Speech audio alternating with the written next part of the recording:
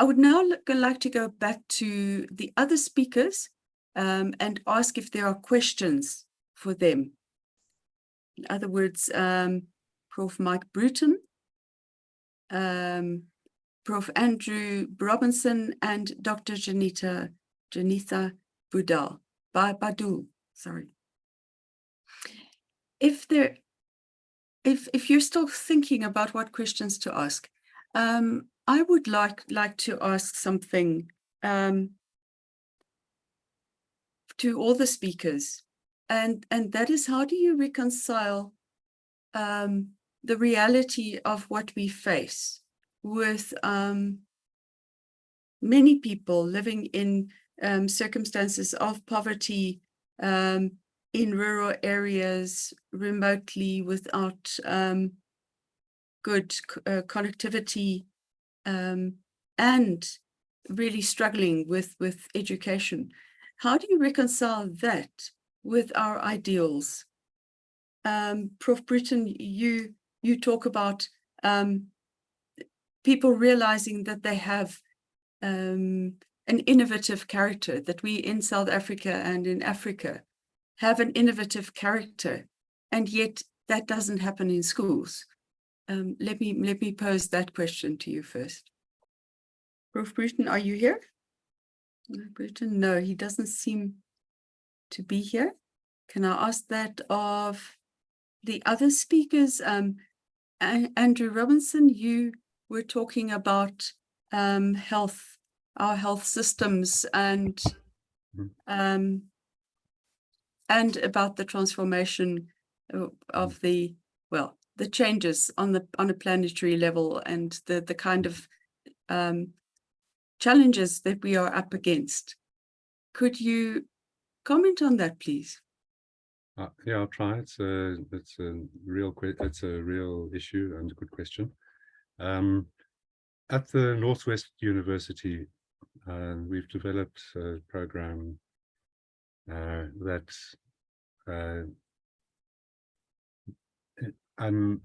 unlocks or enables the assets that are present in every community, and a process of optimizing that.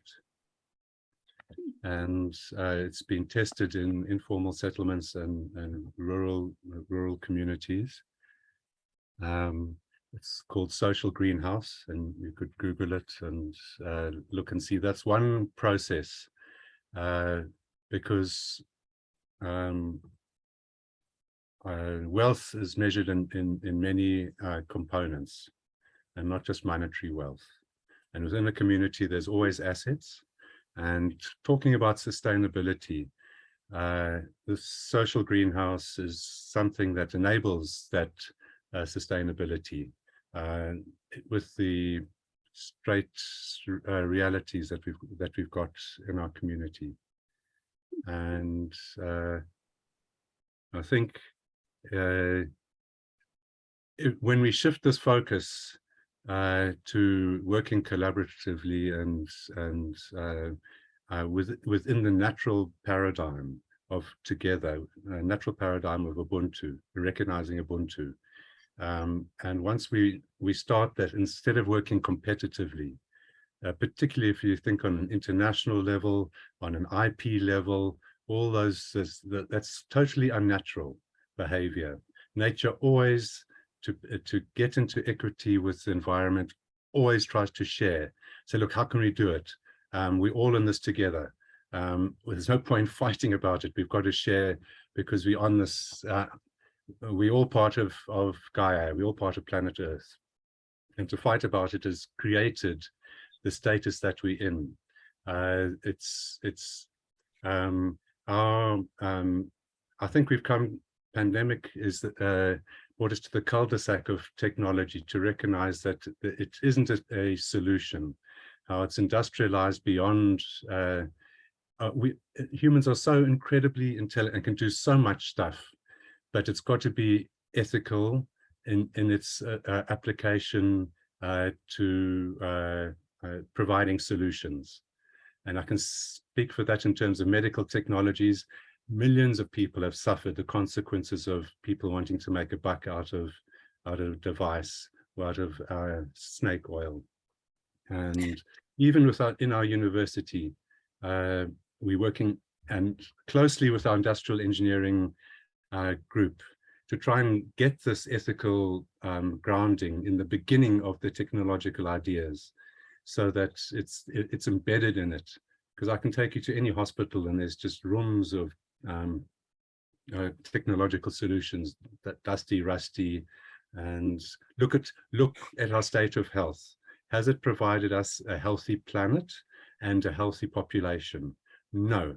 That is why COVID was so severe on us. I mean, viruses within the virome, and in fact, the COVID virus species has been visiting the planet for centuries.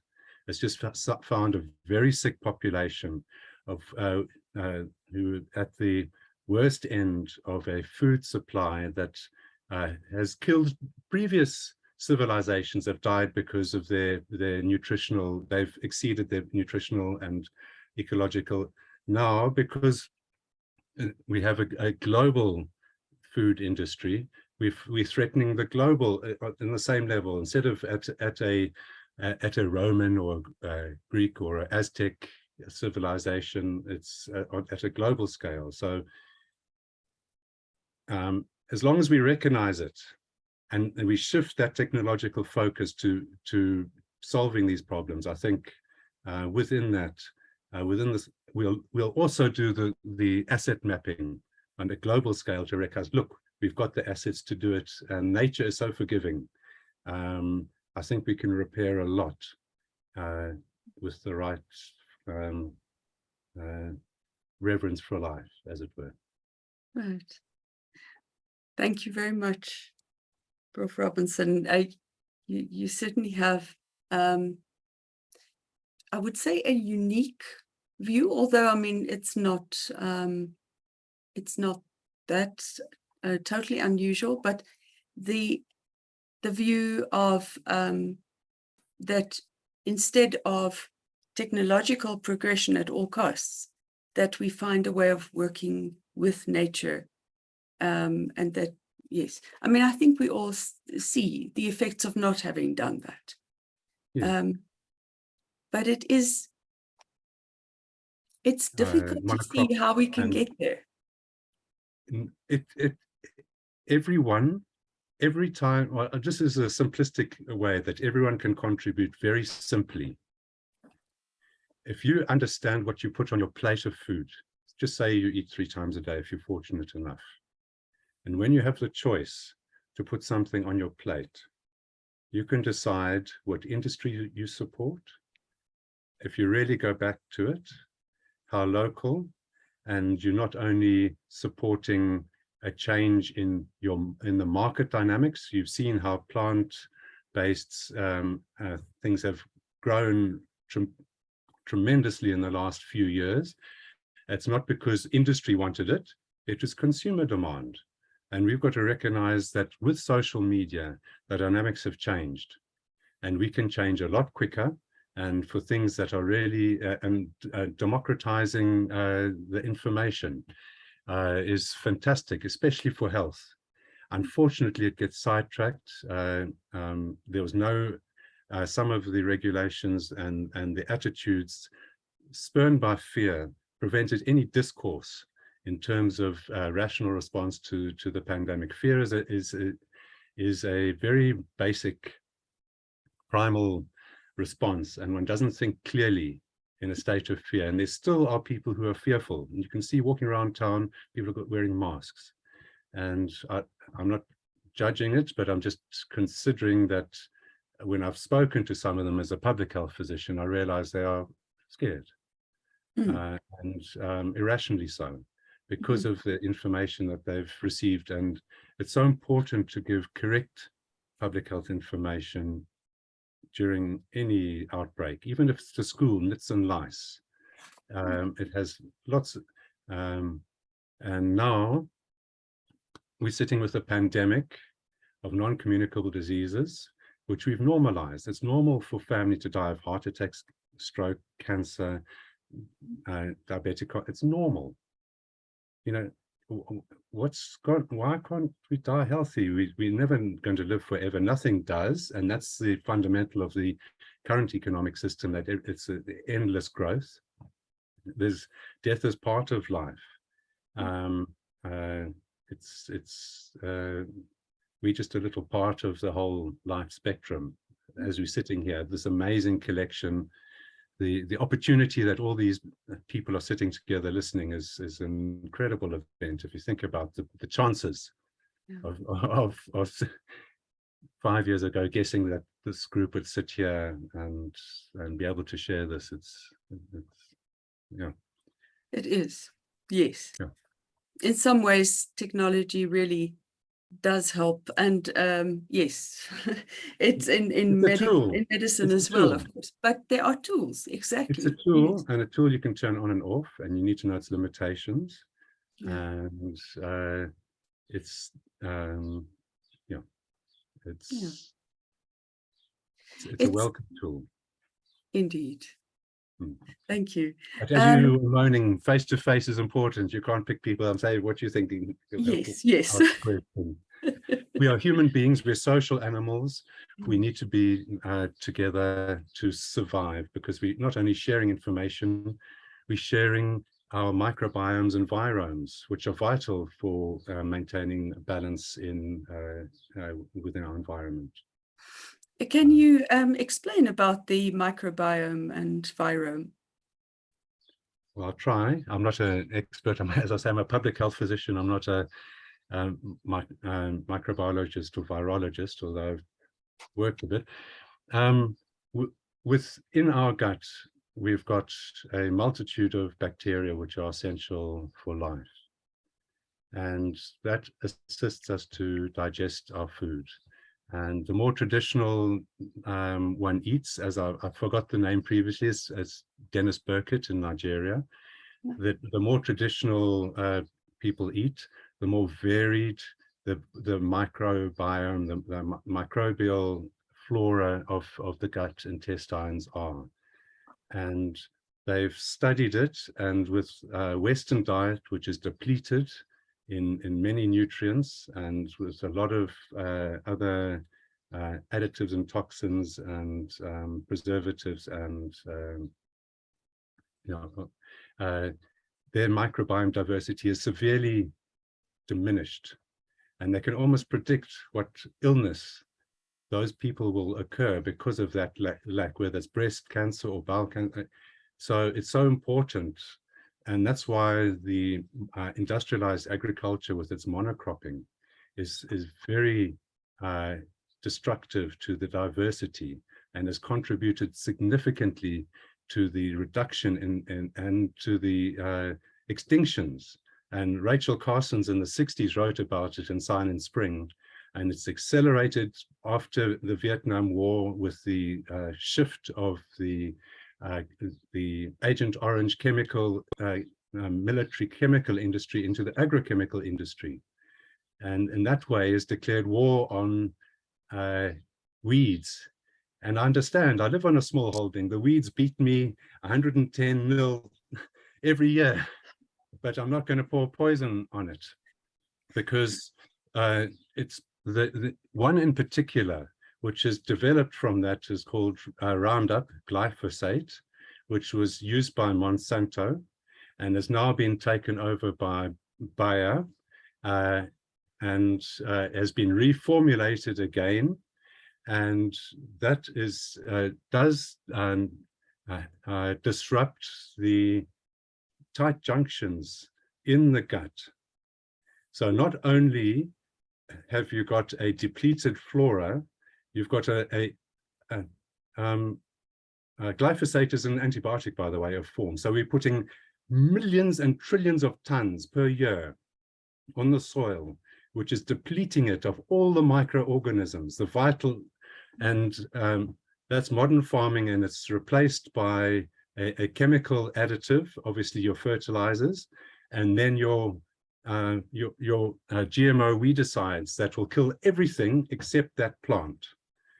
And that is the glyphosate. And people are saying, oh no, it's water soluble, it's all right. However, because it's water soluble, it's in our water systems.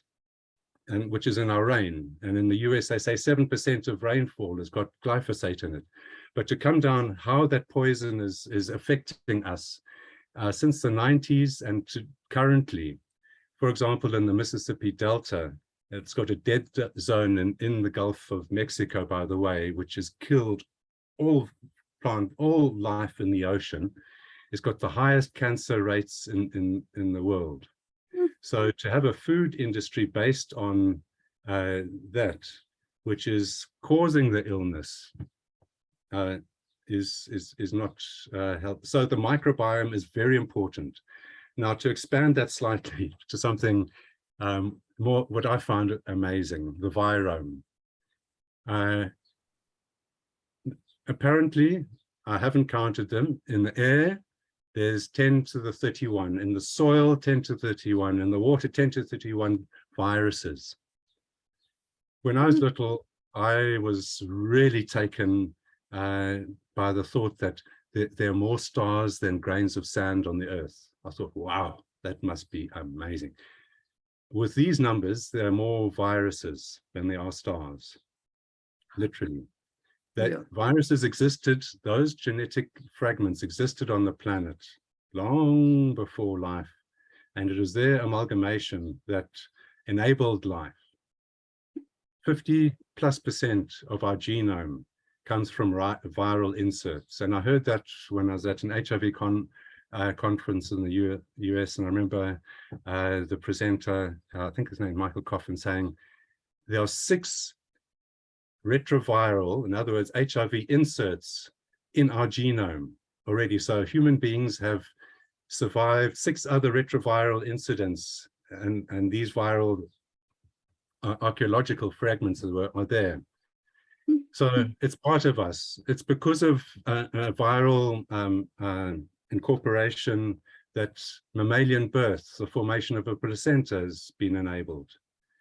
So to declare war on a single virus when it is part of life, when we cannot survive with is a pointless exercise. We need to understand what it has done, and it is a symptom of the state of our health as a species. It's a symptom of the state of the planet as a species. It's told us something, and we recognize this diversity is important and needs to be respected. And the lack of diversity, all the monocultures, is all part of separation. And what do we remember from separation? What apartheid is a separation. We were separated because we didn't get vaccines where we were. We've been separated for many. Women are separated because they're treated inferiorly. They are abused, the rape. And it's terrible. It goes down to infant abuse and rape. So that's how separated we've become from nature. Why would we do this to our planet? Right. Why would we do this to women? On that note, it's quite a heavy note, but I think it's a good note to change. Thank you. Yes, yes.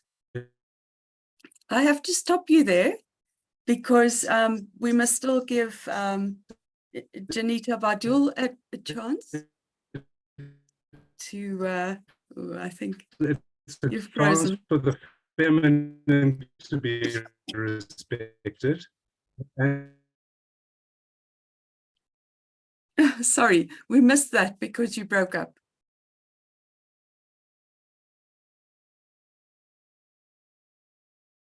Okay. Is Janita still here? Janita Badul?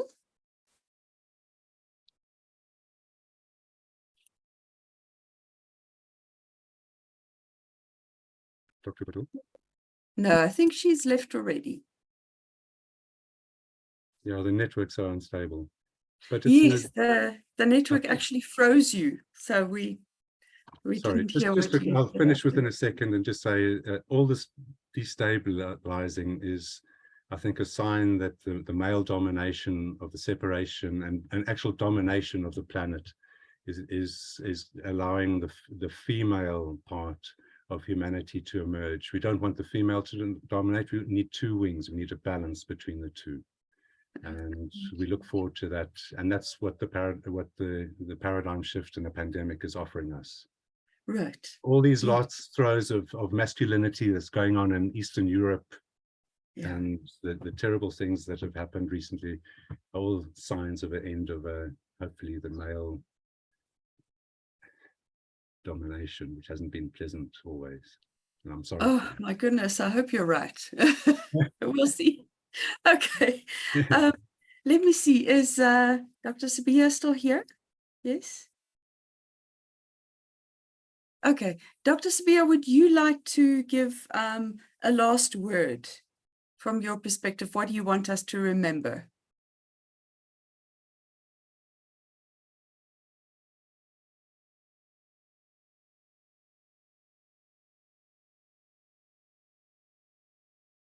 You're muted if you're trying to speak.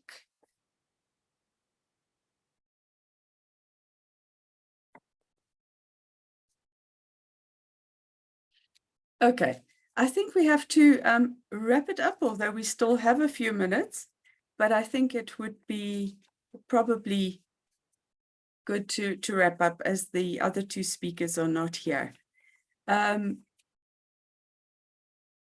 back to what we've heard today, we heard the inspiration from Mike Bruton that South Africa and Africa are innovative, and that there is hope in Africa for the world.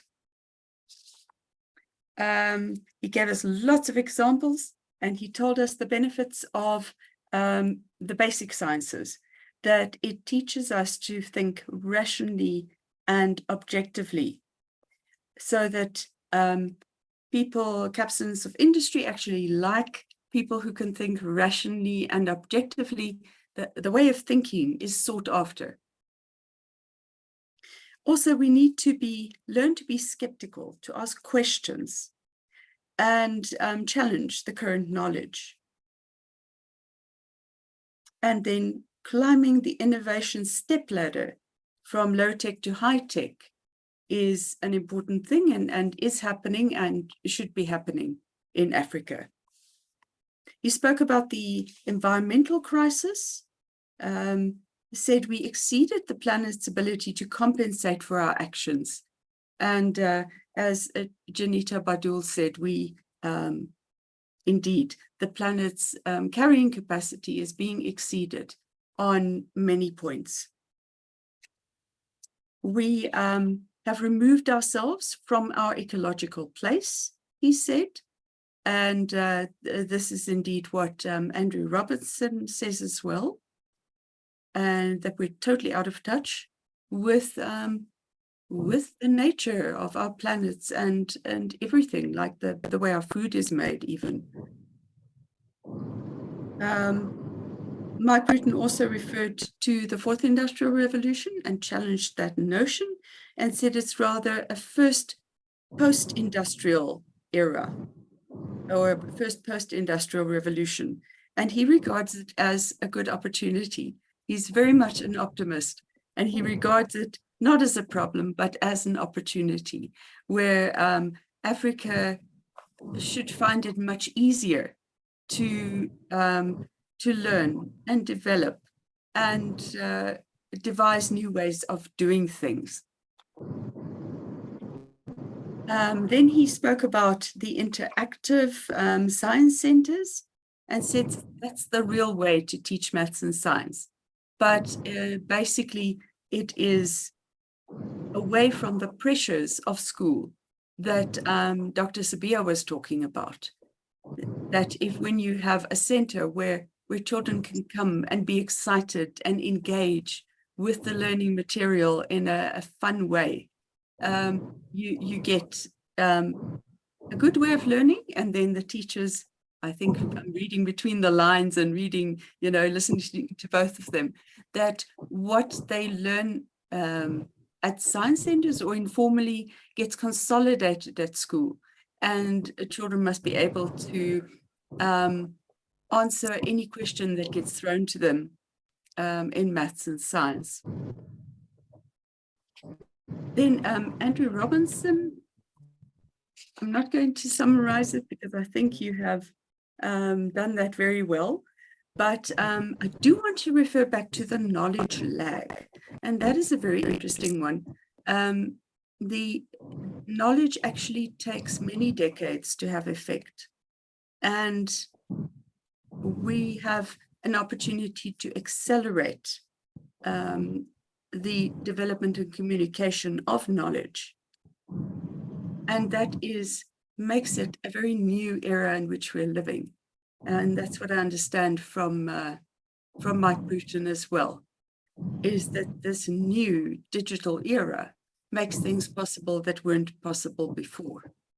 So I'm hoping that that will come true and that we will indeed see the greater effect of science. Of course, having social media and access to information doesn't mean that we have the insights of science. So that is still a problem. Then, Andrew, you referred to fear and the problem that, that you cannot think clearly if you're fearful. Dr. Sibia seems to be saying that as well, that it's important to minimize the fear of learners, for maths in particular, and then they can start concentrating on their performance. Janita Badul is from the Department of Forestry, Fisheries and Environment, and she has been talking about the carrying capacity of the planet. And we're indeed in a very dire situation. When you look at that, the carrying capacity of the planet is only 9 to 10 billion, perhaps. It's difficult to develop models that would give us a reliable projection in that regard. And this next month, just in 2 weeks' time, we will be 8 billion people on the planet. So it is becoming a very difficult situation. Some of the changes that we've brought about on the planet are irreversible. And so the only thing we can do really is to try and minimize our impact on the other carrying capacity factors. Right, I think that is as far as I'm going with my overview of what has been discussed. It has been an extremely rich conversation, and we have benefited enormously from all 4 speakers' insight and knowledge and experience. So I thank you once again. I thank you all for attending today. For all of you who've stayed till the end, we're still more than 30 people together, and continue thinking about these things. They are so thought-provoking, and I hope that it will change people's ways of understanding as well and their actions. As we said before, we will have a media release on these 2 days, so that will summarize the issues that were covered and the speakers. And you can find that on the NSTF website, nstf.org.za. We'll also have the proceedings and video recordings and slide presentations. So best wishes to you all. Janita Badul says, thank you. Dimikatsu says, thank you for well thought-provoking presentations.